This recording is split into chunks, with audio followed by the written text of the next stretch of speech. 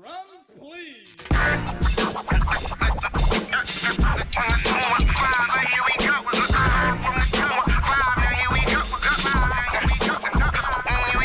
Hey everybody, C.Note here, and welcome to DOPEamine, the show that is all about mental health empowerment and enabling you to unlock your potential. Today on the show, I want to talk about the difference between assertiveness and being confrontational. Now, this can apply to INTPs, but it also can apply to other TPs or FJs in the Myers-Briggs system. And assertiveness versus confrontational, or being confrontational, is really the difference between how we can set boundaries for ourselves. I know as INTPs, and I'm an INTP by the way, in case you're new to the channel, so I'll be talking mostly from my perspective and talking from the lens of being an INTP. However, if you've got introverted thinking anywhere in your cognitive stack as an INFJ, ISFJ, ENFJ, or ESFJ, this also applies to you, because at some point in your life, you're going to have to set some boundaries for yourself and find a way to assert who you are and assert your needs and be able to set boundaries for yourself. In a lot of the ways, it comes down to identity. It comes down to understanding and really truly being comfortable with who you are. And being comfortable with who you are, what your convictions are, what you appreciate, what's important to you, and how you use your time, how you use your energy, and how you want to put forth good vibes into the world. Like all of that, that encapsulation of who you are really becomes the easiest way for you to become more assertive about your boundaries, as opposed to being confrontational and dramatic about your boundaries. So what I mean really is that being assertive kind of lives in the empowerment sphere, or the empowerment dynamic, really. I shouldn't say sphere, that'll be confusing. Empowerment dynamic, which is more focused on being either a creator, a coach, or a challenger. Someone who is, you're able to assert, set your boundaries, be able to do self-awakened kind of work, but not have a dependent relationship with how other people respond to your energy. So another way to look at it is the opposing force and the confrontational side of things, which would be a little bit more in the drama side of things, or an association with the drama triangle. The drama triangle is about victim, villain, and hero. And we're used to hearing those things because we see those three in stories all the time. But the victim, hero, and villain have a codependent relationship with each other. The hero needs someone to save. The villain needs someone to destroy. The villain also needs someone to capture. The victim needs someone to be able to point to and say, like, I can't move because of these two. I need someone to save me, or I need someone to be the bad guy, right? And confrontational, it's more obvious to think about, going against a bad guy. You're making yourself the victim, potentially, or, by needing someone to save you, or by having someone to point at and say, like, this person's being a jerk, I need them to get away, no.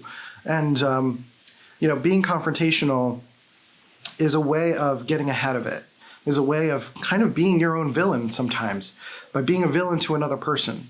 So instead of asserting your boundaries and saying, like, no, this is important to me, I can't take this appointment, I'm sorry, I love you, but I can't do it because it's just not in my own personal code, it's not what makes sense to me, it's not what's important to me. The confrontational side of that would be responding to an email requesting your presence and saying, like, why would you want me to do that? Or why you're always taking my time? Or like, why are you always blah, blah, blah? Like, why are you meh, meh? It's like the head shaky, meh, meh, meh, right?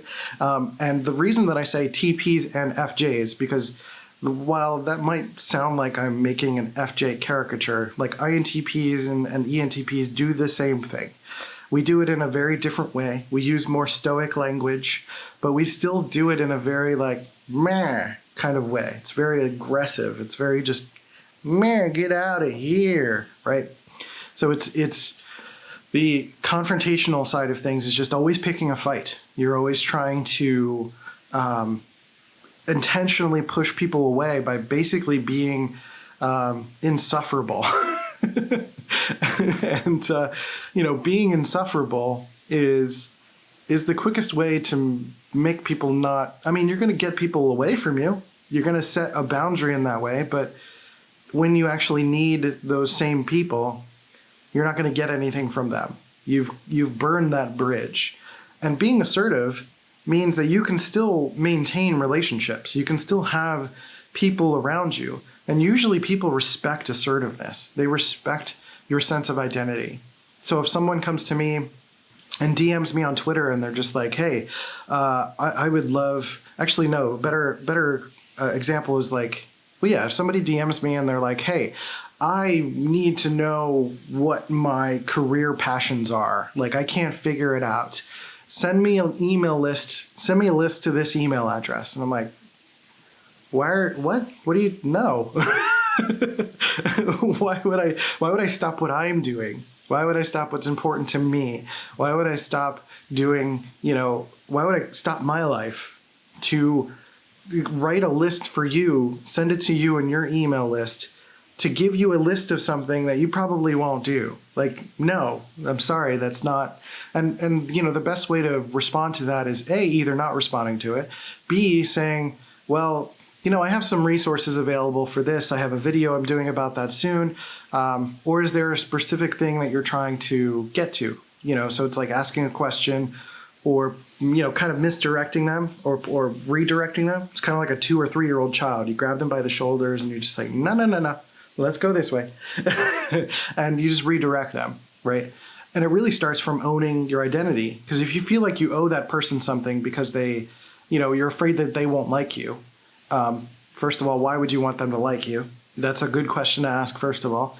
And second of all, why would you assume that if you are owning who you are and able to assert your boundaries that someone wouldn't like you? The thing is like assumptions. You don't want to assume that, right? So it's going to take some trial and error of finding the right language, finding the right words, finding the right ways to assert yourself in a way that is not, drama focused. And the challenge is some people are still not going to take nicely to the way you put things nicely. That's just the reality of life. Like, that's them. That's not on you. That's on them. That's something in them that they're used to getting what they want, or, they're not used to roadblocks in any kind of way. And they just ask for things and they get it. And you're just like, boom, here, I just got my thing. I really love it. This is great. I just got it from nowhere.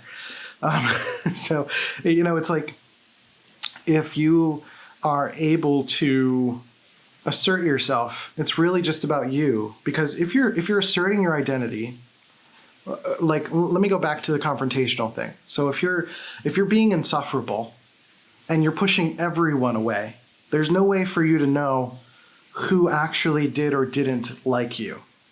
So if you're actually being assertive about your identity and you're saying, you're respecting your own boundaries and you're saying, I don't take appointments after 5 o'clock. I'm sorry. Can you sign up, tomorrow at 2 p.m. instead? And if they still have a problem with that and they continue to push you, then they clearly don't respect your boundaries, or they don't respect what you have to offer. They're so fixated on what they want, right? And in that case, you can invite them to say like, okay, great. You don't have to work with me. If you really want to work with me, and not just get generalized information that anyone could give you, then you have to, you can go somewhere else. If you want to work with me, then you're going to be flexible to me and my needs.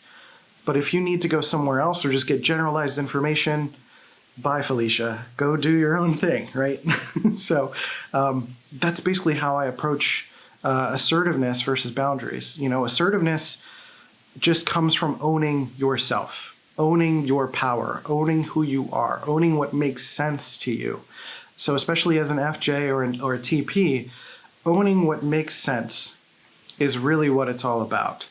And if you're trying to find that balance between putting yourself out there and being true to who you are, it's really just a series of trial and errors. Sometimes you put mechanisms in place, like if you're a coach, for example, you have an intake form that you can qualify people before you even have a direct conversation. For FJs in particular, it can be really difficult because you want to keep vibing with the person. You want to keep having a conversation with them, and you want to keep them, keep the spirits up. But there's also, points where you can reference the data. I have a friend of mine who is working with, she does like music therapy, and she has someone who is like, who wants to basically eat up their time with her. You know, they're trying to sort of force an ideology on her. And I gave her the advice, she's an ESFJ, I gave her the advice of like really allowing the other person to make a choice. That's really the best way that you can look at it, is like, if you own your time and you say like, hey, I'm trying to give you the best therapy session that I can, but if you want to use this hour of time to do this, then we can, but understand that like you're not going to get a refund. This is not the best use of our time, and just take a moment to stop, right? So being able to break rapport, because FJs like just want to keep vibing, right? But you got to learn how to break that vibe. And as TPs, if you're an INTP, you know, to not be so strict with time. Sometimes if you're having a good vibe with someone and you're able to go to the next level, maybe you need to extend the time a little bit. Maybe you need to go outside of your boundaries a little bit and do something that a little more than what just makes sense. So it's finding that push and pull, finding that balance, right? So assertiveness is really just not being insufferable. Assertiveness is not being confrontational, you know, particularly as young INTPs and as, you know, FJs for a decent amount of time. When you have not a great wielding on your introverted thinking, it's easy to assume that being confrontational, starting debates, starting fights with people is a way for you to set boundaries, when really it's drama seeking. And that's not healthy for anyone of any type to do. So what the best thing you can do is learn how to be assertive. And assertiveness really starts from you, starts from within, honoring yourself, honoring your boundaries, your needs, and then, you know, that dictates what comes out of you. So I hope that helps. I hope that makes sense. If you're struggling with this concept, if you're struggling to set boundaries or figure out how to be a little bit more assertive versus confrontational, you know, we've got resources below. You can sign up for our email list if you want to get involved in deeper learning around your personality type. And I also offer one-on-one coaching, because I don't have a lot of resources for FJs available just yet. So if you want to do one-on-one coaching to work on boundary setting a little bit, that's something I can really help you with. I'm also an Enneagram 5, so INTP 5 boundaries are kind of my thing. So I could definitely help you out with that. DOPEamine.life is where we have articles, podcasts, all sorts of other things available for you.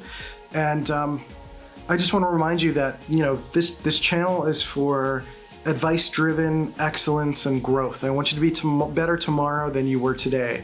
But it's not a jump from 0 to 100. It's 0 to 1 to 2 to 3, 4.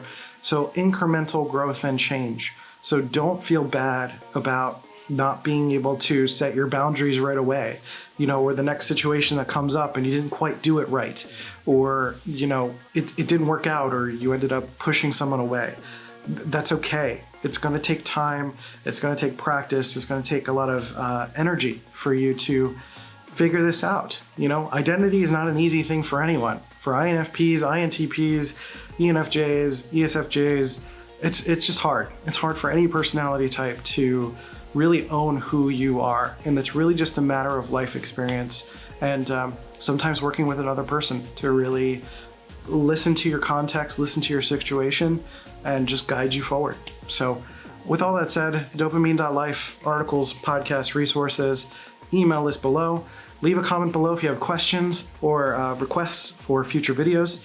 And with all that said, yeah, that's it. Take care of yourselves and each other, and I'll catch you next time on DOPEamine. See ya.